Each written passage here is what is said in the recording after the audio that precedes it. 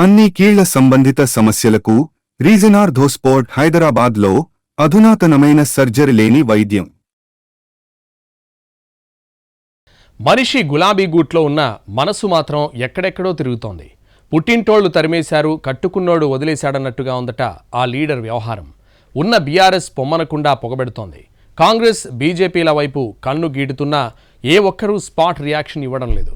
మరోవైపు తాను అనుకున్న ముహూర్తం ముంచుకొస్తోంది. అంత క్రిటికల్ పొజిషన్లో ఉన్న ఆ నేత ఎవరు? హైప్ క్రియేట్ చేసుకోవడానికి వేస్తున్న వేషాలేంటి? 10 ఏళ్ల పాటు ఓవర్లోడ్ సమస్యను ఎదుర్కొన్న కరీంనగర్ కార్ ఇప్పుడు ఒక్కొక్కరు దిగిపోతుండడంతో కళ తప్పినట్టు కనిపిస్తోంది. ఇన్నాళ్లు అధికారం అనుభవించిన నేతలే పక్కచూపులు చూస్తుండడంతో ద్వితీయ శ్రేణి నేతలు ముక్కున వేలేసుకుంటున్నారట. ఈ క్రమంలోనే ఇప్పుడు కరీంనగర్ మేయర్ సునీల్ రావు వ్యవహారం బీఆర్ఎస్కు తలనొప్పిగా మారిందంటున్నారు. అతి త్వరలో పదవీకాలం ముగియనున్న సునీల్ రావు కారు దిగేందుకు కొంతకాలంగా ప్రణాళికలు సిద్ధం చేసుకుంటున్నట్టు తెలిసింది. తాను ఏ పార్టీలోకి వెళతానన్నది చెప్పకున్నా మార్పు మాత్రం ఖాయమన్న సంకేతాలిస్తున్నారాయన. ప్రజాభీష్టం మేరకే నిర్ణయం అంటూ సన్నాయి నొక్కులు నొక్కుతున్నారట. కొంతకాలం కమలం పార్టీతో సన్నిహితంగా మెలగడంతో బీజేపీలో చేరతారని ప్రచారం సాగింది. దానికి ఊతమిచ్చేలా కేంద్ర మంత్రిగా బండి సంజయ్ ప్రమాణం చేసిన సందర్భంలో ఆయనకు శుభాకాంక్షలు చెబుతూ సోషల్ మీడియాలో ఓ పోస్టు పెట్టారు.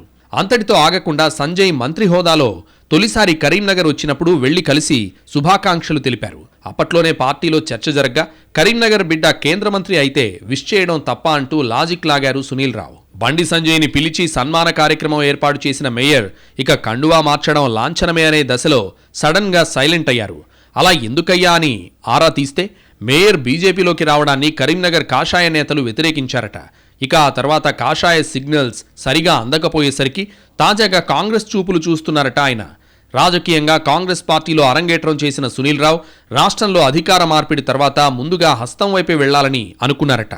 ఆయన కంటే ముందే 10 మంది కార్పొరేటర్లు కాంగ్రెస్ తీర్థం పుచ్చుకున్నారు. మరింత మంది వెళ్లే అవకాశాలున్నాయని, మేయర్పై అవిశ్వాసం పెడతారనే చర్చతో తాను కూడా పాతగూటికి చేరాలని అనుకున్నట్టు చెప్పుకున్నారు. కానీ మంత్రి పొన్నంతో పొసగకపోవడంతో అప్పట్లో అక్కడ డోర్స్ క్లోజ్ అయినట్టు సమాచారం.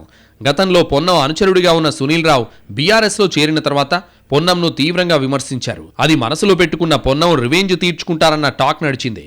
ఆ క్రమంలోనే అప్పట్లో సునీల్కు కాంగ్రెస్లోకి నో ఎంట్రీ బోర్డు పెట్టేసినట్టు తెలిసింది. మరోవైపు ఈ వ్యవహారం మొత్తాన్ని గమనించిన సొంత పార్టీ బీఆర్ఎస్ అధిష్టానం ఆయన్ని సాగనంపే ప్రయత్నం చేసింది. సాంకేతిక అంశాల ఆధారంగా డిప్యూటీ మేయర్ చేసిన ఫిర్యాదుతో అమెరికా టూర్ను అర్ధాంతరంగా ముగించుకుని వచ్చి పదవి కాపాడుకున్నారాయన. ఇప్పుడున్న పార్టీ పొమ్మంటోంది. వస్తానన్న పార్టీలు 2 వెయిటింగ్లో పెట్టాయి. దీంతో 6 నెలలుగా ఏం చేయాలో పాలుపోక పొలిటికల్ చౌరస్తాలో నిలబడ్డారట సునీల్ రావు. కరీంనగర్ కార్పొరేషన్ పాలకవర్గం పదవీకాలం ఈ నెల 28తో ముగుస్తుంది.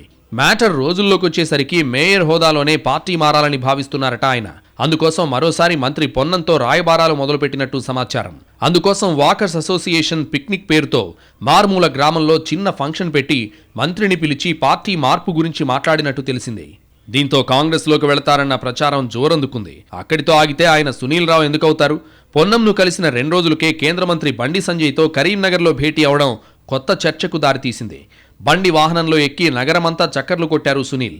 మిగతా వాళ్ళందరినీ దించేసి కార్లో ఈ 2 నేతలు మాత్రమే వెళ్లడం పొలిటికల్ హీట్ పెంచుతోంది. 1-2 రోజుల్లో ఆయన కాషాయ తీర్థం పుచ్చుకుంటారనే ప్రచారం కరీంనగర్లో జోరుగా సాగుతోంది. ఇంతకాలం మీ పార్టీలో చేరతానంటే స్పందించని ఆ పార్టీలు ఇప్పుడు నువ్వు వస్తానంటే మేము వద్దంటామా అన్నట్టు సిగ్నల్స్ ఇస్తుండడంతో mayor political journey talk of the town అయింది. మొత్తానికి 2 పడవల ప్రయాణం చేస్తున్న సునీల్ రావు చివరికి ఏ ఒడ్డుకు చేరతారో చూడాలంటున్నారు పొలిటికల్ పరిశీలకులు.